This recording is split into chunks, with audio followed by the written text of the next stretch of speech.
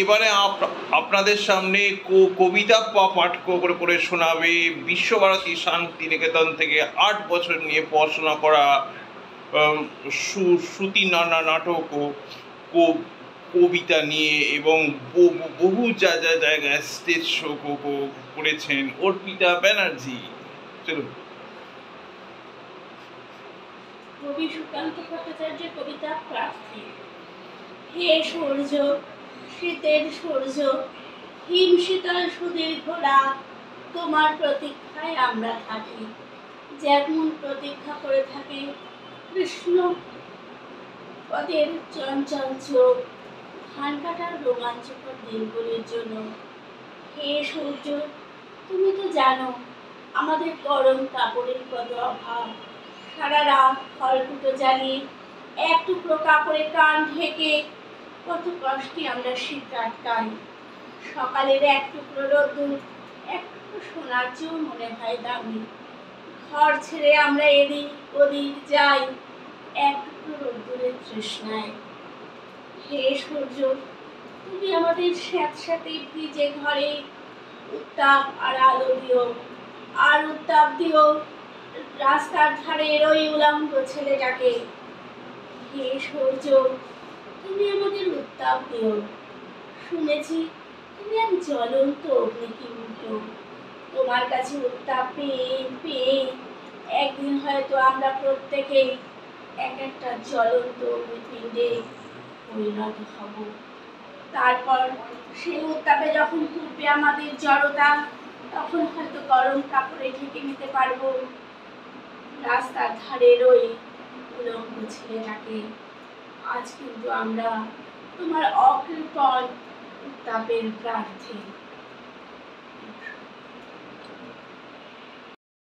বিশ্বকবি রবীন্দ্রনাথ ঠাকুরের কবিতা আগমন।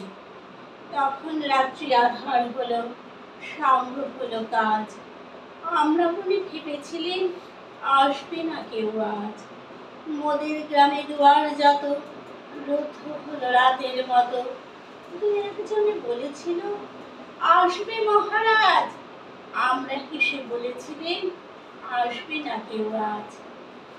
তারে যেন আঘাত হলো, শুনেছিলেন সবে। আমরা তখন বলেছিলেন বাতাস বুঝি হবে। নিবিয়ে প্রদীপ ঘরে ঘরে শুয়েছিলেন আলস ভরে। দু একজনে বলেছিল তুতেন বা তবে। আমরা হেসে বলেছিলেন বাতাস বুঝি হবে। নিশীত রাতে শোনা গেল কিসের যেন ধ্বনি। ঘুমের ঘরে কহি মোরা মেঘের গরজনি। তখন ওরা আধার হলো,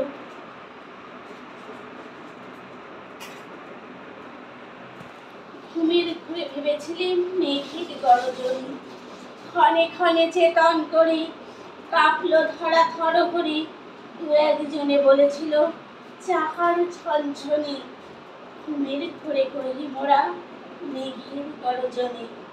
তখন রাত আধার আছে, বেজে উঠল ভেরি। কে ফুকারে জাগো সবাই, আর করো না দেরি। করে দু হাত চেপে আমরা ভয়ে উঠি কেঁপে। দু একজনে কহে কানে রাজার ধ্বজা হেরি। আমরা জেগে উঠে বলি আর তবে নয় দেরি। কোথায় আলো, কোথায় মাল্য, কোথায় আয়োজন। রাজা আমার দেশে এলো, কোথায় সিংহাসন। হায় রে ভাগ্য, হায় রে লজ্জা, কোথায় সভা, কোথায় শয্যা। দু একজনে কহে কানে বৃথাই ক্রন্দন। রিক্ত করে শূন্য ঘরে করো অভ্যর্থন। ওরে দুয়ার খুলে তেরে বাজা শঙ্খ বাজা। আধার ঘরে এসেছে আজ গভীর রাতের রাজা। বজ্রটাকে শূন্যতলে বিদ্যুতের ঝিলিক ঝালে। ছিন্ন শয়ন টেনে এনে আঙিনা তোর সাজা। ঝড়ের সাথে হঠাৎ এলো দুঃখ রাতের রাজা। ভারতীবেলা বালিকা বিদ্যালয়। বেনি মাধব, বেনি মাধব, তোমার বাড়ি যাব। বেনি মাধব, তুমি কি আর আমার কথা ভাবো? বেনি মাধব মোহনবাসী তমাল তরুমূলে বাজিয়েছিলে। আমি তখন মালতী স্কুলে ডেস্কে বসে অঙ্ক করি, ছোট্ট ক্লাস ঘর, বাইরে দিদিমণির পাশে দিদিমণির বর। আমি তখন নবম শ্রেণী, আমি তখন শাড়ি। আলাপ হলো বেনি মাধব সুলেখাদের বাড়ি। বেনি মাধব, বেনি মাধব, লেখাপড়ায় ভালো। শহর থেকে বেড়াতে এলে আমার রং কালো। তোমায় দেখে এক দৌড়ে পালিয়ে গেছি ঘরে। বেনি মাধব আমার বাবা দোকানে কাজ করে। কুঞ্জে অলি কুঞ্জে তবু ফুটেছে মঞ্জুরি। সন্ধ্যেবেলা পড়তে বসে অঙ্কে ভুল করি। আমি তখন নবম শ্রেণী, আমি তখন 16। ব্রিজের ধারে বেনি মাধব লুকিয়ে দেখা হলো। বেনি মাধব, বেনি মাধব, এতদিনের পরে সত্যি বলো, সেসব কথা এখনো মনে পড়ে? সেসব কথা বলেছো তুমি তোমার প্রেমিকাকে?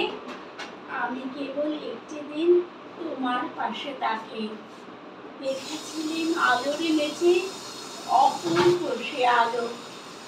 স্বীকার করি দুজনকেই মানিয়েছিল ভালো। জুড়িয়ে দিল চোখ আমার, পুড়িয়ে দিল চোখ। বাড়িতে এসে বলেছিলেন ওদের ভালো হোক। রাতে একদিন ঘুমোতে যাই একতলার ঘরে, মেঝের উপরে বিছানা পাতা, জ্যোৎস্না এসে পড়ে। আমার পরে যেরকম ছিল চোরাপথের পাকে মিলিয়ে গেছে। জানি না আজ কার সঙ্গে থাকে। আজ জুটেছে, কাল কি হবে? কালের ঘরে শনি। আমি এখন এই পাড়ায় সেলাই দিদিমণি। তবু আগুন, বেনি মাধব, আগুন জ্বলে কই? কেমন হবে আমিও যদি নষ্ট মেয়ে কই?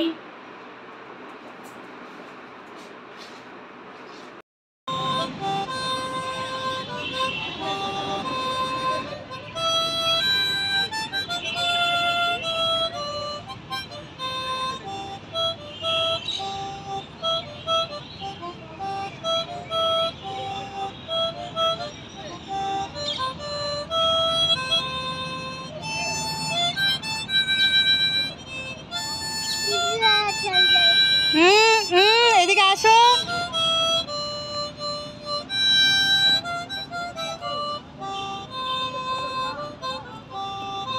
শুনেনি তারপর যাচ্ছে।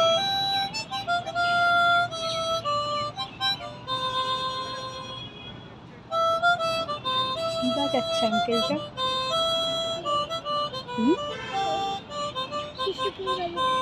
দাঁড়া দাঁড়া দাঁড়া। আচ্ছা এই বাচ্চাটা চলে আছে।